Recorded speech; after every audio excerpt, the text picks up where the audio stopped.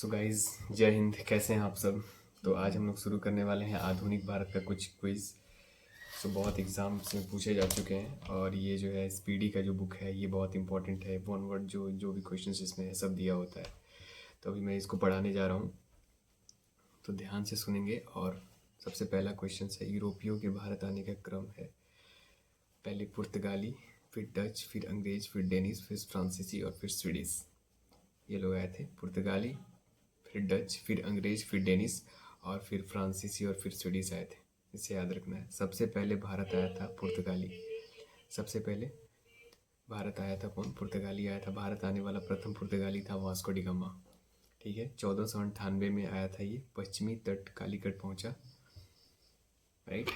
और फिर जो है सो जमोरिन, जो राजा जमोरिन ने इसका स्वागत किया था और ये इम्पोर्टेंट है। भारत में पहला पुर्तगाली गवर्नर था फ्रांसिस्को डी अल्मीडा। 1505 में नियुक्त किया गया था ये। ठीक है। फिर शांत जल की नीति, ब्लू वाटर पॉलिसी लागू किया था फ्रांसिस्को डी अल्मीडा ने ही लागू किया था।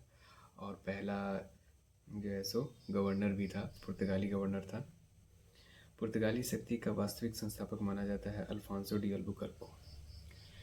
पहला गवर्नर जो है वो अल्मीडा ज़रूर था, फ्रांसिस्को डी अल्मीडा ज़रूर था, लेकिन अल्फांसो डी अल्बुकर्क को माना जाता है वास्तविक संस्थापक। पुर्तगालियों द्वारा गोवा पर कब्जा हुआ था कब? 1510 में। पुर्तगालियों द्वारा गोवा पे कब कब्जा किया गया था? 1510 में कब्जा किया गया था।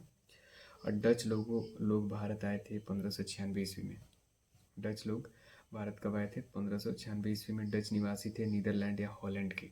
डच कहाँ के निवासी थे? नीदरलैंड या हॉलैंड के निवासी थे, याद रखना है। ओके, फिर हमारा क्वेश्चन है, ईस्ट इंडिया कंपनी की स्थापना कब हुई थी? तो ईस्ट इंडिया कंपनी की स्थापना हुई थी 1600 ईस्वी में, राइट। डचों ने अपनी पहली व्यापारिक कोठी फैक्ट्री स्थापित की थी मसूलीपट्टनम में 1605 में। अहमदनगर का विलय हुआ था 1632 में। अहमदनगर का विलय हुआ था 1632 में, ये भी इम्पोर्टेंट है। डचों का भारत में पतन हुआ डचों और अंग्रेजों के मध्य वेदरा युद्ध में। जो वेदरा का जो युद्ध हुआ था, बैटल ऑफ वेडरा इसको इंग्लिश में कहते हैं, 1759 में, उसमें इंग्लिश और जो है सो डच दोनों का जो है सो मुठभेड़ हुआ और डचों का जो है सो पूरी तरीके से पतन हो गया। डचों का पतन हो गया इसी लड़ाई में। अंग्रेजों ने 1613 में अपनी पहली स्थायी फैक्ट्री सूरत में स्थापित की थी जहांगीर की अनुमति से। अंग्रेजों ने 1613 में अपनी पहली स्थायी फैक्ट्री सूरत में स्थापित की जहांगीर की अनुमति से। जहांगीर की अनुमति से पहली फैक्ट्री स्थापित की गई थी, ठीक है। अंग्रेज फिर भारत आने वाला प्रथम जहाज था रेड ड्रैगन। भारत आने वाला प्रथम जहाज कौन सा था? रेड ड्रैगन था, ठीक है। भारत में फ्रांसीसियों की प्रथम फैक्ट्री स्थापित की गई 1668 में सूरत में फ्रैंको कैरो द्वारा। भारत में फ्रांसीसियों की प्रथम फैक्ट्री स्थापित की गई थी 1668 में सूरत में फ्रांसिस्को कैरो द्वारा, ठीक है। फिर भारत में फ्रांसीसियों की प्रथम फैक्ट्री स्थापित की गई थी 1668 में सूरत में फ्रैंको कैरो द्वारा, याद रखना है। प्रथम फ्रांसीसी गवर्नर कौन था? तो प्रथम फ्रांसीसी गवर्नर जो था वो डुप्ले था। सो गवर्नर्स बहुत इंपॉर्टेंट है, क्योंकि जब भी ऐसे क्वेश्चंस पूछे जाते हैं कि कौन पहले आया था, उसमें गवर्नरों का नाम जो है सो काफ़ी फेमस होता है। तो गवर्नरों का के बारे में कई बार पूछ लिया जाता है कि गवर्नर कौन थे। तो फ्रांस जो फ्रेंच ईस्ट इंडिया कंपनी जब भारत में आई थी, तो फ्रेंच का जो फ्रांस का जो तो पहला गवर्नर कौन था? तो डुप्ले था, इसको याद रखना है। फिर पौंडीचेरी की स्थापना हुई थी 1674 में फ्रांसिस मार्टिन फ्रांसीसी ने। अंग्रेजों द्वारा पौंडीचेरी पर अधिकार 1761 में। 1761 में अंग्रेजों द्वारा पौंडीचेरी पर अधिकार कर लिया गया। ये भी बहुत इंपॉर्टेंट क्वेश्चन है, इसको माइंड में रखना है। कलकत्ता नगर की स्थापना किया था जॉब चॉर्नोक ने 1690 में। कलकत्ता नगर की स्थापना किसने किया था? जॉब चॉर्नोक ने 1690 में किया था, ठीक है। 3 कर्नाटक युद्ध हुआ था अंग्रेज और फ्रांसीसियों के बीच, यानी कि जो 3 जो है सो कर्नाटक युद्ध हुआ था अंग्रेज और फ्रांसीसियों के बीच में हुआ था। प्रथम कर्नाटक युद्ध 46 से 48, 1746 से 48, दूसरा 49 से 54 और तीसरा 56 से 63। पहला 1746 से 48 याद रखना है, दूसरा हुआ था 1749 से 54, और तीसरा हुआ था 1758 से 1763। ये 3 लड़ाइयाँ हुई थी जो है सो अंग्रेज और फ्रांसीसियों के बीच में।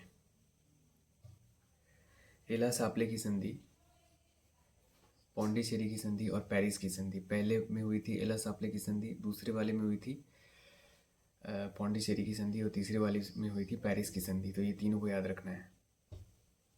फिर है हम्मुराबी शासक था बेबीलोन का। हम्मुराबी कहाँ का शासक था? हम्मुराबी शासक जो था वो बेबीलोन का था। ठीक है। वांडीवास का युद्ध हुआ था फ्रांसीसियों और अंग्रेजों के बीच 1760 में। वांडीवास का युद्ध अंग्रेजों और फ्रांसीसियों के बीच 1760 में हुआ था। वांडीवास के युद्ध में आयरकुट के नेतृत्व में अंग्रेज सेना ने हराया था फ्रांसीसियों को। और जो समय अंग्रेज सेना का नेतृत्व कौन कर रहे थे? आयरकुट। जो वांडीवास का युद्ध हुआ था 1760 में, उसमें अंग्रेजी पक्ष से कौन थे? आयरकुट थे। और वो एक बहुत ही मतलब कमाल के कैप्टन थे, बहुत ही कमाल के सेना नायक थे, और उन्हीं के नेतृत्व में जो सो लड़ाई लड़ी गई और फ्रांसीसियों को दबा दिया गया था। अंग्रेजों ने फ्रांसीसी से पौंडीचेरी छीना 1761 में। सिखवाद का प्रवर्तन 1500 ईस्वी में 16वीं सदी में हुआ था। सिख धर्म के संस्थापक गुरु नानक देव जी को माना जाता है। सिख धर्म का जो है सो स्थापना किसने किया था? गुरु नानक देव जी ने। ठीक है। और 1469 में माना जाता है तलवंडी में इनका जन्म हुआ था। गुरु नानक देव जी का जन्म कब हुआ था? 1469 में तलवंडी में, जो वर्तमान ननकाना साहिब पाकिस्तान में है। अब ये ननकाना साहिब में पड़ता है, और ये अभी जगह जो है ये अभी वर्तमान में पाकिस्तान में है। पहले तो सब इंडियन सब कॉन्टिनेंट ही था। फिर आ रहा है नानक जी के पिता का नाम था तो मेहता कालू चंद, और उनके पिता का भी नाम पूछता है कई बार, तो कालू चंद जी का नाम याद रखना है कि गुरु नानक देव जी के फादर का नाम अगर पूछ लिया तो हम लोग को याद रखना है मेहता कालूचंद। ये बहुत इंपॉर्टेंट क्वेश्चन है। नानक जी की माता का नाम था तृप्ता देवी। तृप्ता देवी याद रखना है। संगत धर्मशाला और पंगत लंगड़ को स्थापित किया था गुरु नानक देव जी ने। स्वर्ण मंदिर गोल्डन टेम्पल में लंगड़ जो चलाया जाता है वो लंगड़ या पंगत उसको कहते हैं। इसकी स्थापना किसने की थी? तो वो पहले गुरु है, सिख गुरु, जिन्होंने स्थापना भी किया था सिख धर्म का, उन्होंने ही शुरू किया था ये इस धर्म को। गुरु नानक देव जी की मृत्यु हुई थी 1539 ईस्वी में करतारपुर पाकिस्तान में। गुरु नानक देव जी की मृत्यु कब हुई थी? 1539 में करतारपुर में हुई थी। गुरु नानक देव जी का उत्तराधिकारी हुए गुरु अंगद, गुरुमुखी लिपि के जनक। और गुरु नानक देव जी के बाद फिर आए गुरु अंगद आए थे। गुरु अंगद जी थे, और फिर गुरु अंगद जी ने गुरुमुखी लिपि का जनक माना जाता है। गुरुमुखी लिपि को उन्होंने शुरू किया था, लिखा था। तो ये भी बहुत इंपॉर्टेंट है। गुरु नानक देव के बाद दूसरे गुरु कौन थे? गुरु अंगद, जिन्होंने गुरुमुखी लिपि के जनक माना जाता है, उन्होंने शुरू किया था उसको। सिखों के चौथे गुरु रामदास। अकबर ने 500 बीघा जमीन दी थी सिखों के चौथे गुरु रामदास जी को। गुरु रामदास जी को, जो सिखों के चौथे गुरु थे, अकबर ने उन्हें 500 बीघा जमीन दान में दिया था, और उन्हीं 500 बीघा जमीन में जो है सो अमृतसर नगर बसाया गया। और अमृतसर के बीचों बीच जो है सो गोल्डन टेम्पल है पोखर के बीच में। तो ये भी बहुत इंपॉर्टेंट है, इसको याद रखिएगा। फिर है कि आदि ग्रंथ या गुरु ग्रंथ साहिब की रचना किया गुरु अर्जुन देव जी ने, जो 5वें गुरु थे। आदि ग्रंथ या गुरु ग्रंथ साहिब या आदि ग्रंथ की रचना किसने किया था? गुरु अर्जुन देव जी ने किया था, और ये सिखों के 5वें गुरु थे। Point to be noted. खुद को सच्चा बादशाह कहा था श्री गुरु अर्जुन देव जी ने। खुद को सच्चा बादशाह किसने कहा था? श्री गुरु अर्जुन देव जी ने ही अपने आप को सच्चा बादशाह के रूप में निरूपित किया था। तो ये पूछ सकता है। तो गुरु अर्जुन देव जी के बारे में कौन कौन सा सवाल? आदि ग्रंथ, गुरु ग्रंथ साहिब, ये दोनों, और सच्चा बादशाह, ये तीनों। फिर गुरु अंगद जी ने क्या था? वो दूसरे गुरु थे, और उन्होंने क्या किया था? उन्होंने किया था गुरुमुखी लिपि के जनक। गुरुमुखी लिपि को उन्होंने लिखा था। ठीक है। श्री हरमिंदर साहिब, स्वर्ण मंदिर अमृतसर को बनवाया था श्री गुरु अर्जुन देव जी ने। और हरमिंदर साहिब, जिसको आज हम लोग गोल्डन टेम्पल के नाम से जानते हैं, स्वर्ण मंदिर के नाम से जानते हैं, उसको भी गुरु अर्जुन देव जी ने ही बनवाया था। तो ये भी इम्पोर्टेंट है। स्वर्ण मंदिर की नींव रखी थी साई मियाँ मीर ने। स्वर्ण मंदिर की नींव किसने रखी थी? साई मियाँ मीर ने। ये इम्पोर्टेंट है। ये ऐसे ऐसे VVI क्वेश्चंस हैं, ये जल्दी किसी बुक्स में अवेलेबल भी नहीं होते। ये एक जगह जो है सो कलेक्ट करके हमको मिल रहा है, ये बहुत इंपॉर्टेंट है। सो इस बुक्स में हर चीज़, सभी पॉइंट्स जो है सो बहुत ही अच्छी तरीके से समझाया गया है, बताया गया है। यहाँ पे पॉइंट बाय पॉइंट सब दिया गया है ताकि यहाँ पे पढ़ने में आसानी हो, हम लोग जो है सो आसानी से इसको पढ़ सकें। ये बहुत ही इम्पोर्टेंट है। तो मैं यहाँ पे रीड करके आपको समझाने की कोशिश कर रहा हूँ कि किस तरीके से हम लोग को समझना है और एग्ज़ाम के लिए अपने आप को कैसे तैयार करना है।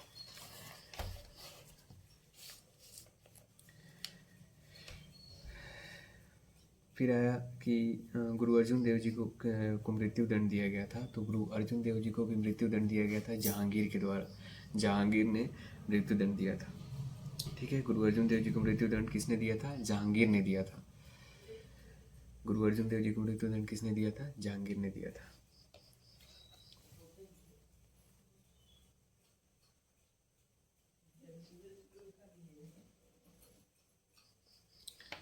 ठीक है, फिर खालसा पंथ की स्थापना गुरु प्रथा को समाप्त किया था श्री गुरु गोविंद सिंह जी ने। सिख के 10वें और अंतिम गुरु गुरु गोविंद सिंह जी का जन्म हुआ था 1666 में पटना में। और पूछिएगा अगर सवाल कि सिखों के कौन से गुरु थे जिनका जन्म पटना में हुआ था, तो वो गुरु थे 10वें गुरु और वो अंतिम गुरु थे सिखों के। 1666 पटना में उनका जन्म हुआ था और उनका नाम था गुरु गोविंद सिंह। गुरु गोविंद सिंह जी का जन्म कहाँ हुआ था? पटना में 1666 में। ठीक है, 1666 में जन्म हुआ था। जफरनामा की रचना की थी गुरु गोविंद सिंह जी ने की थी जफरनामा की रचना। ठीक है, गुरु गोविंद सिंह के माता एवं पिता का नाम था क्रमशः माता गुजरी और गुरु तेज बहादुर। माता जी का नाम था गुजरी देवी और गुरु तेज बहादुर पिता का नाम था गुरु गोविंद सिंह जी के। गुरु गोविंद सिंह के पिता का नाम था गुरु तेज बहादुर और माता का नाम था गुजरी देवी। ठीक है, श्री गुरु गोविंद सिंह जी का निधन हुआ था 1708 ईस्वी में नांदेड़ महाराष्ट्र में। और इनका मृत्यु कब हुआ था? 1708 नांदेड़ महाराष्ट्र में उनका हत्या करवाया गया था। हत्या कौन करवाया था? आई थिंक औरंगजेब के टाइम पर हत्या करवाया गया था। 1708 में औरंगजेब या फिर वहीं शाहजहाँ के टाइम पर उनका ये करवाया गया।